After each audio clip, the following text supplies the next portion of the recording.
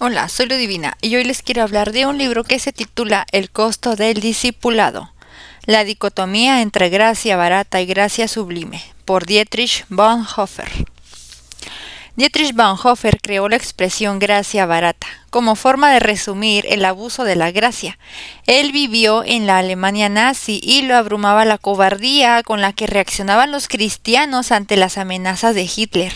Los pastores luteranos predicaban la gracia los domingos desde el púlpito y después callaban el resto de la semana, mientras los nazis continuaban con su política de racismo, eutanasia y genocidio. Este libro, El costo del discipulado, es una invitación a reflexionar sobre el llamado a la conversión, al discipulado comprometido y a nuestra disposición a asemejarnos a Cristo. Dietrich Bonhoeffer fue uno de los teólogos más destacados del siglo XX, tanto por sus escritos como por sus acciones y su martirio. Participante del movimiento de resistencia contra el nazismo, pronunció la famosa frase: «La gracia barata es el enemigo mortal de nuestra Iglesia. Hoy combatimos a favor de la gracia costosa». Estas palabras son las primeras expresiones de El costo del discipulado, la obra maestra de este joven pastor alemán, y critica a la iglesia alemana que apoyaba al régimen de Hitler. A pesar de vivir solo 39 años, dejó un legado teológico y ético que se estudia aún hoy en todo el mundo. Cuando Cristo llama a un hombre, dice Dietrich Bonhoeffer, le extiende una invitación: ven y muere. Hay diferentes tipos de muerte, es verdad, pero estas palabras encierran la esencia del discipulado. Y este maravilloso libro es un comentario sobre lo que cuesta. Dietrich mismo fue mártir en muchas oportunidades antes de morir. Fue uno de los primeros, así como uno de los más valientes testigos contra la idolatría. Comprendió lo que elegía al elegir la resistencia. Lo conocí en Londres en los primeros tiempos del malvado régimen, dice el libro, y fue de él, más que de ningún otro alemán, de quien aprendí el verdadero carácter del conflicto, a través de una amistad muy cercana. No tengo ninguna duda de que hizo una magnífica tarea con su congregación alemana, continúa, pero enseñó a muchos otros, además de sus conciudadanos, mientras fue pastor en Inglaterra. Fue transparente en sus convicciones y tan joven como era y de pensamiento humilde, vio la verdad y la dijo con toda ausencia de temor. En Estocolmo, cuando apareció inesperadamente para verme en 1942 como emisario de la oposición, era exactamente el mismo, completamente cándido, totalmente despreocupado por su seguridad personal, a la vez que profundamente conmovido por la tristeza que sentía por el país al que amaba. A todas partes a donde iba, con quien quiera que estuviese, estudiantes, personas de su misma edad o sus mayores, era intrépido, desapegado de sí mismo, dedicado a sus amigos, a su hogar, a su país, tal como Dios tuvo la intención de que fuera, con su iglesia, con sus maestros. Estoy muy feliz de que el texto completo de El costo del discipulado aparezca en esta última edición. El libro mostrará a los hombres de qué fuego estaba poseído este joven clérigo alemán. Asimismo mostrará a qué costo se logra el discipulado en todas las naciones. G. K. A. Bell, enero de 1958. Dietrich Bonhoeffer nació en Breslau el 4 de febrero de 1906. Hijo de un profesor universitario, destacada autoridad en psiquiatría y en neurología. Sus más remotos antepasados fueron teólogos, profesores, abogados, artistas. De parte de su madre, corría algo de sangre aristocrática en sus venas. Sus padres fueron bastante notables en carácter y perspectiva general. Eran personas que tenían claridad de pensamiento y cultura y fueron intransigentes en todas las cosas importantes de la vida. De su padre, Dietrich Bonhoeffer, heredó bondad, equidad, autocontrol y capacidad. De su madre, una gran comprensión humana y compasión. Su dedicación a la causa de los oprimidos y una constancia inquebrantable. Ambos, padre y madre, criaron a su hijo Dietrich y a sus 3 hermanos, a su hermana melliza y a otras 3 hermanas, en Breslau, y desde 1912, en Berlín, en esta tradición cristiana, humanitaria y liberal para que todos los Bonhoeffer era tan natural como el aire que respiraban. Fue ese espíritu el que marcó la vida de Dietrich Bonhoeffer desde el principio. En este maravilloso libro escrito por este pastor, se nos va a mostrar lo que en realidad es y significa seguir a Jesucristo como un discípulo, no como lo que se nos ha estado enseñando en estos tiempos donde todo el cristianismo está tan diluido, sino un discipulado radical, que es lo que nos muestra Jesús en los evangelios. El discipulado sin Jesucristo es un camino elegido por nosotros mismos. Puede ser un camino ideal, hasta puede llevarnos al martirio, pero está vacío de toda promesa. Jesús ciertamente lo rechazará. El discipulado está unido a Cristo como el mediador, y cuando es entendido de manera apropiada, necesariamente implica fe en el Hijo de Dios como el mediador. Únicamente el mediador, el Dios hombre, puede llamar a los hombres a seguirlo. El primer discípulo se ofrece a seguir a Jesús sin esperar a ser llamado, como lo vemos en Lucas 9, versículos 57 al 62. El primer discípulo se ofrece a seguir a Jesús sin esperar a ser llamado. Jesús apaga su ardor al advertirle que no sabe lo que hace. En realidad, es bastante incapaz de saberlo. Dice: yendo ellos, uno le dijo en el camino: Señor, te seguiré a donde quiera que vayas. Y le dijo Jesús: las zorras tienen guaridas y las aves de los cielos nidos, mas el Hijo del Hombre no tiene dónde recostar la cabeza. Y dijo a otro: sígueme. Él le dijo: Señor, déjame que primero vaya y entierre a mi padre. Jesús le dijo: deja que los muertos entierren a sus muertos, y tú ve y anuncia el reino de Dios. Entonces también dijo otro: te seguiré, Señor, pero déjame que me despida primero de los que están en mi casa. Y Jesús le dijo: ninguno que poniendo su mano en el arado mira hacia atrás es apto para el reino de Dios. Lucas 9, versículos 57 al 62. Ese es el significado de la respuesta de Jesús. Le muestra al posible discípulo qué implica la vida con él. Escuchamos las palabras de quien está camino a la cruz, cuya vida completa está resumida en el credo de los apóstoles con la palabra sufrió. Ningún hombre puede elegir una vida así para sí mismo. Ningún hombre puede llamarse a sí mismo a un destino así. Le dice Jesús, y su palabra queda sin respuesta. El abismo entre una oferta voluntaria para seguir y un genuino discipulado es claro. Pero donde Jesús llama, Él hace de puente sobre el abismo más grande. El segundo posible discípulo quiere enterrar a su padre antes de comenzar a seguirlo. Está retenido por las restricciones de la ley. Sabe qué quiere y qué debe hacer. Déjenle primero cumplir con la ley y luego déjenle seguirlo. Una clara ordenanza legal actúa como una barrera entre Jesús y el hombre que Él había llamado. Pero el llamado de Jesús es más fuerte que el de la barrera. En este momento crítico, a nada sobre la tierra, sin importar lo sagrado que sea, debe darse lugar para que se interponga entre Jesús y el hombre que Él ha llamado, ni siquiera la ley misma. El tercer posible discípulo, igual que el primero, piensa que seguir a Jesús significa que él debe hacer el ofrecimiento por iniciativa propia, como si fuera una carrera que hubiera planificado para sí mismo. Hay, sin embargo, una diferencia entre el primer posible discípulo y el tercero, porque el tercero es lo suficientemente arrojado como para estipular sus propios términos. Desafortunadamente, sin embargo, se ubica a sí mismo en una inconsistencia que no tiene salida, porque aunque está lo suficientemente listo para unir su suerte con Jesús, levanta una barrera entre él y el Maestro. Primero permíteme. Él quiere seguir, pero se siente obligado a insistir en sus propios términos. El discipulado para él es una posibilidad que únicamente puede hacerse realidad cuando se han cumplido ciertas condiciones. Esto es reducir el discipulado al nivel del entendimiento humano. En primer lugar, debes hacer esto y luego debes hacer aquello. Hay un tiempo exacto para todo. El discípulo se ubica a sí mismo a disposición del maestro, pero al mismo tiempo retiene el derecho a dictar sus propios términos. Pero entonces el discipulado ya no es más discipulado, sino un programa nuestro que se acomoda para adecuarse a nosotros y para juzgarlo de acuerdo con los estándares de la ética racional. El problema de este posible tercer discípulo es que en el mismo momento que expresa su voluntad de seguir, deja de querer seguir completamente. Al hacer el ofrecimiento en sus propios términos, altera la posición completa, porque el discipulado no puede admitir ninguna condición que podría interponerse entre Jesús y nuestra obediencia a Él. Por lo tanto, el tercer discípulo se encuentra enfrentado a sí mismo, no solamente con Jesús, sino también consigo mismo. Sus deseos están en conflicto no solamente con lo que Jesús desea, sino también con lo que él mismo desea. Se juzga a sí mismo y decide en su propia contra, y todo esto cuando dice, primero permíteme.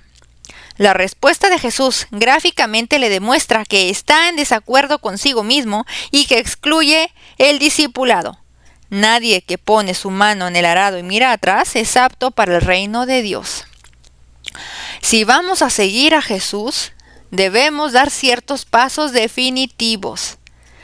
El primero, inmediatamente después del llamado, aleja al discípulo de su existencia previa. El llamado a seguir de inmediato produce una nueva situación.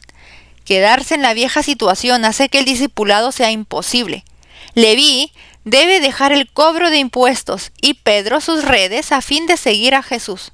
Uno podría pensar que no era necesario hacer algo tan drástico en una primera etapa. ¿No podría Jesús haber iniciado al publicano en algún tipo de experiencia religiosa nueva y dejarlo como estaba antes? Podría haberlo hecho, si no hubiera sido el Hijo de Dios encarnado. Pero dado que Él es Cristo, debe dejar claro desde el principio que su palabra no es una doctrina abstracta, sino la recreación de la vida entera del hombre. La única manera correcta y apropiada es bastante literal, irse con Jesús. El llamado a seguir implica que existe una única manera de creer en Jesucristo, y esta es dejar todo e irse con el Hijo de Dios encarnado. El primer paso ubica al discípulo en la situación en donde la fe es posible. Si se niega a seguir y se queda atrás, no aprende cómo creer. El que es llamado debe salir de su situación en la cual no puede creer hacia una situación en la cual, primero y principal, la fe es posible. El llamado los libera de todo lazo terrenal y los liga únicamente a Jesucristo. Deben quemar sus naves y volcarse hacia una absoluta inseguridad a fin de aprender la demanda y el don de Cristo. De haberse quedado Leví en su puesto, Jesús podría haber sido su ayuda presente para los problemas, pero no el Señor de su vida entera.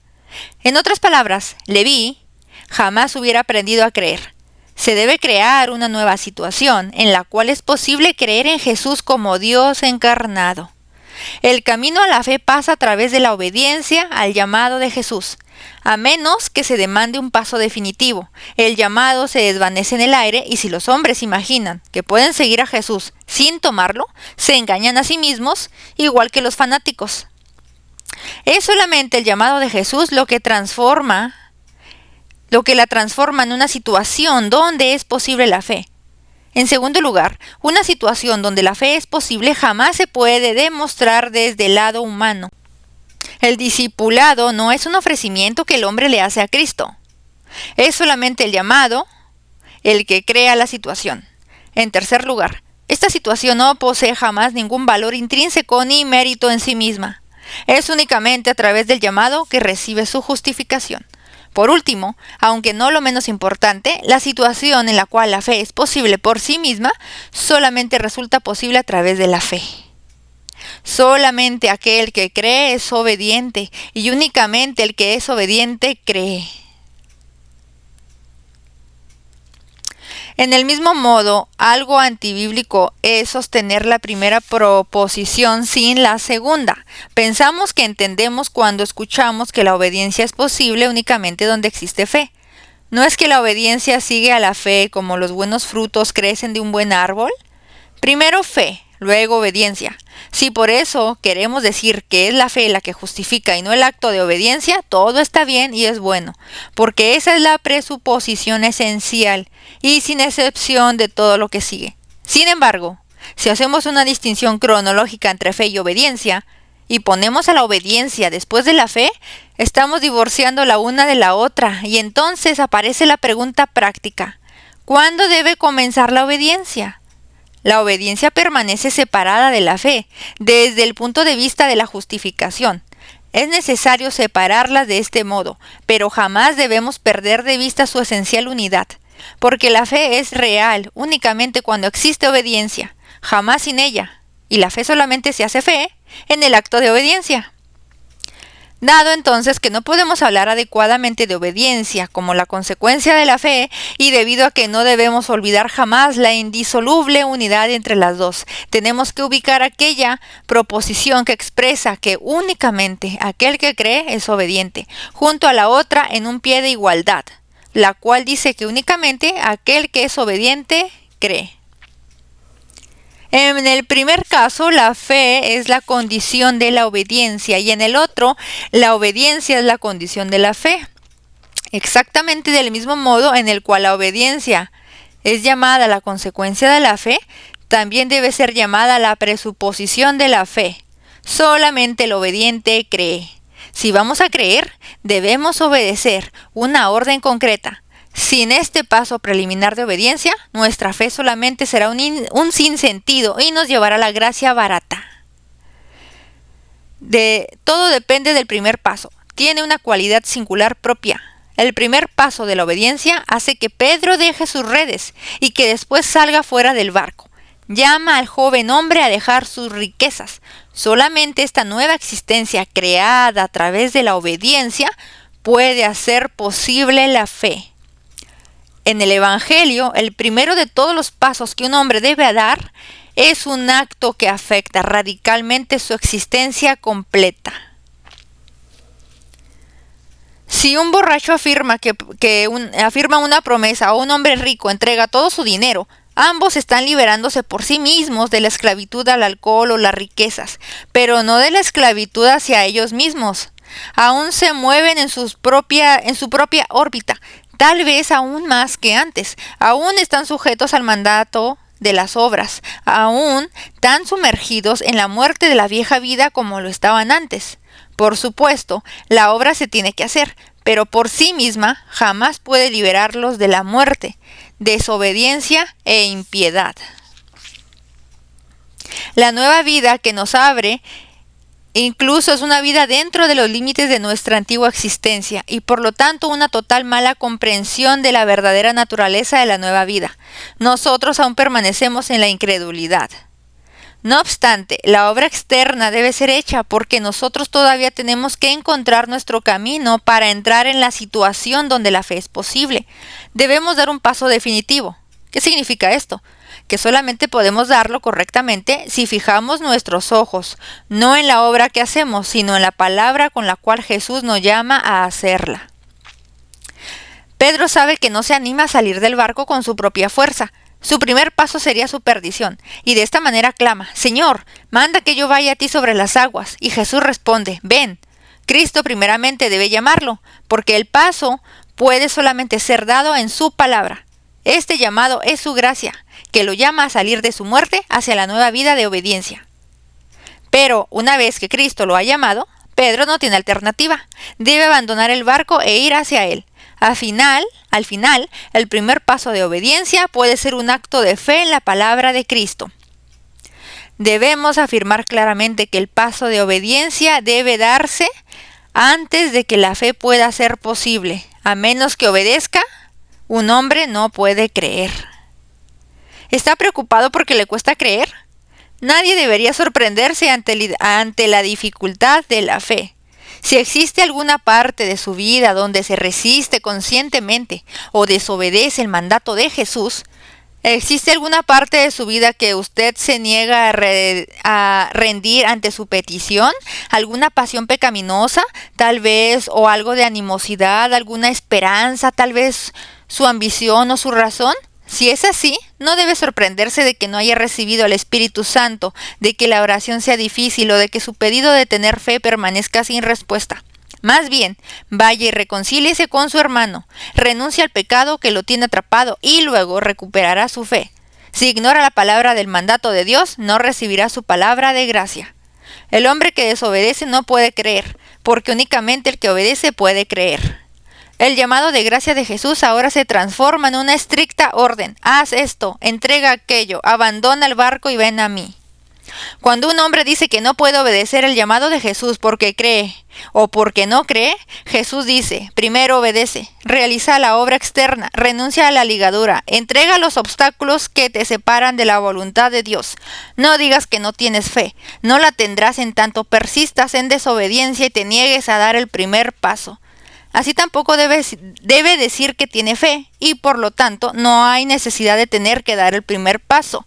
No tiene fe en tanto y en cuanto no dé este primer paso, sino que se endurecerá en su incredulidad bajo el disfraz de una fe humilde. Si usted cree, dé el primer paso que lo lleva a Jesucristo. Si no cree, dé el primer paso igual, porque ha sido invitado a darlo. Y de esto y de otras muchas cosas más que son de gran edificación, amonestación y exhortación es lo que podemos encontrar en este libro, El costo del discipulado de Dietrich Bonhoeffer. Así que les recomiendo que lo lean y que aprendan mucho más acerca de cómo ser un verdadero discípulo de Jesucristo. Gracias.